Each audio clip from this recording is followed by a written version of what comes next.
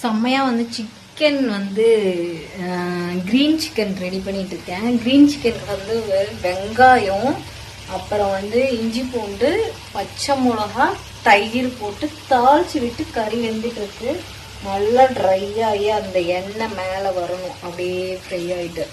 அப்போ வந்து நம்ம வந்து பச்சை மிளகா, மிளகு, புதினா எல்லாமே மிக்சியில் போட்டு அரைச்சி லாஸ்ட்டில் இறக்கும் போது போட்டோம்னா க்ரீன் கலரில் இருக்கும். செம்ம டேஸ்ட்டாக அல்டிமேட்டாக இருக்கும். அதுதான் ரெடி பண்ணிட்டு இருக்கேன். இன்னும் புதினா வரலங்க. புதினா வந்துட்டு இருக்கு. மணி 11 ஆகுது. சரிங்களா, 11 மணிக்கு இன்னுமே இது பண்ணல. அதுக்கப்புறம் வந்து 65க்கு பிறஞ்சு வச்சுருக்கேன். இவ்வளோ 65 திங்க முடியாது, ஆனாலும் பரவாயில்லன்னு வச்சுருக்கேன். மத்தியானம் வச்சு சிக்கன் குழம்பு இருக்குது.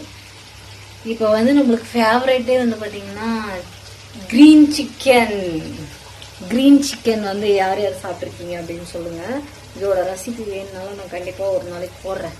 செம்மையாக இருக்குங்க. எனக்கு வந்து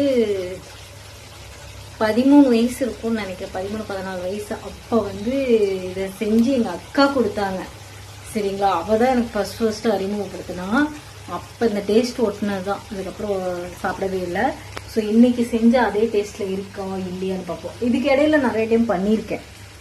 சரி, புதினா வந்துருச்சு. ஸோ இப்போ வந்து புதினாவை அலசிட்டு அதில் நம்ம மிக்ஸ் பண்ணணும், அரைச்சி மிக்ஸ் பண்ணணும். சரிங்களா, டேஸ்ட் வேறு லெவலில் இருக்கும்னு நினைக்கிறேன். நல்லா இல்லைனாலும் எனக்கு தெரியாது, ரொம்ப நாள் ஆயிடுச்சு. சாப்பிட்டு பார்ப்போம். சரிங்களா, புதினா நிறைய எடுத்திருக்கேன், ஆனால் கறி வந்து கொஞ்சோண்டு தான்.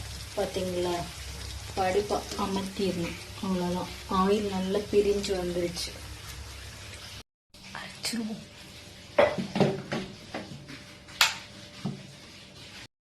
ஸோ அரைச்சிட்டு வந்துட்டேன். செம்ம க்ரீனாக இருக்கும். புகை வருது இங்கே பாருங்க.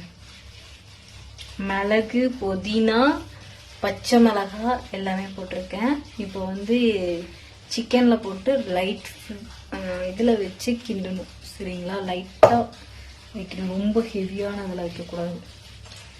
அந்த க்ரீன் கலர் மாறவே கூடாது. சரிங்களா, சிக்கன் ரெடி.